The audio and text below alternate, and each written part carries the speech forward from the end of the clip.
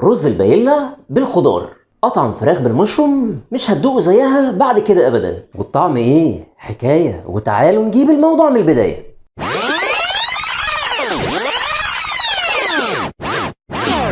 اول حاجه هبدا بيها هي المشروم، واول حاجه في المشروم ان احنا نمسحه كويس. هنمسحه كويس بمناديل المطبخ، وممكن بعض الطرق بنقشره. المهم الاسهل بالنسبه لكم تعملوه، اهم حاجه ما بيتغسلش. بعد ما نضفته هبدا اقطعه شرايح رفيعه واشيله شويه على جنب. بعد كده نيجي لصدور الفراخ. صدور الفراخ انا ناقعها في عصير ليمون تقريبا بقالي ساعه. هنبدا نقطع صدور الفراخ يعني حتت متوسطه كده بالحجم ده.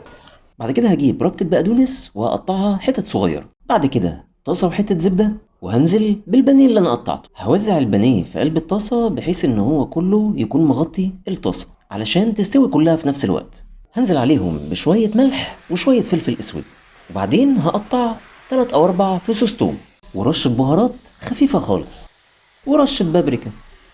بعد كده هبدا اقلب البانيه على الوش التاني، وهنزل عليه بنفس التوابل: ملح وفلفل وشويه بهارات وبابريكا.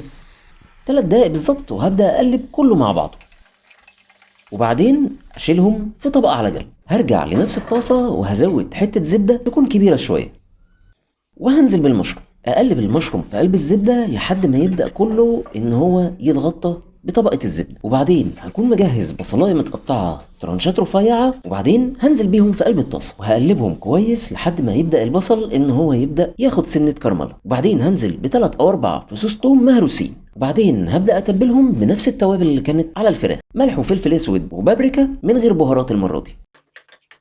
بعدين هرجع الفراخ في قلب الطاسه واقلب كله مع بعضه كويس، وبعدين هنزل عليهم بكوبايه او 2 لبن.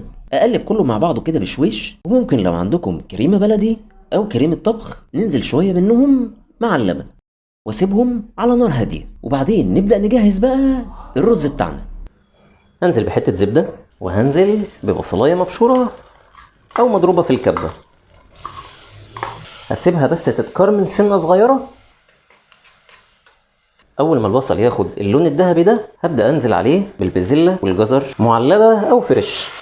الخضار اللي انا استخدمته هنا ده كان خضار تقريبا مستوي، فعشان كده مش هياخد وقت كتير في التقليب مع البصل. انما لو الخضار اللي انتوا استخدمتوه فريش فهياخد وقت اطول سنه صغيره. هنزل عليه بشويه ملح، شويه كاري، قلب قلب. هنزل بنص مكعب مرقه لحمه، وبعدين هنزل بالميه. معيار الميه ازيد من معيار الرز الضعف. انا هحط كوبايتين رز عليهم 4 كوبايات ميه. هنزل بالرز، قلب بقى، ونغطي الحله لحد ما الرز يشرب الميه بتاعته. اول لما الميه بتاعت الرز تتشرب هنزل بشويه بقدونس واقلب، وهدي النار لحد ما يكمل سوا.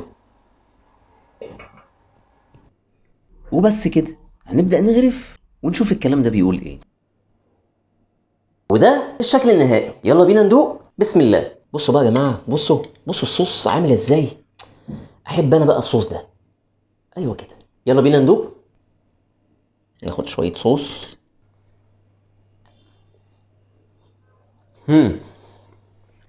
ايه الجمدان ده، ايه الجمدان ده. طب انا هدوق الرز لوحده. حلوه قوي قوي. عايز ادوق المشروم الفريش كده. لا، المشروم الفريش غير الجاهز خالص.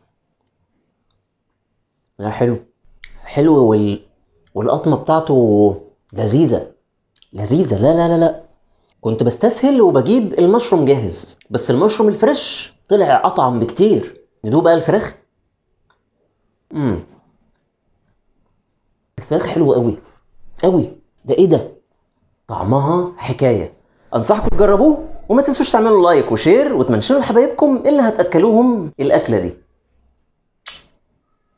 اشوفكم في فيديو جديد.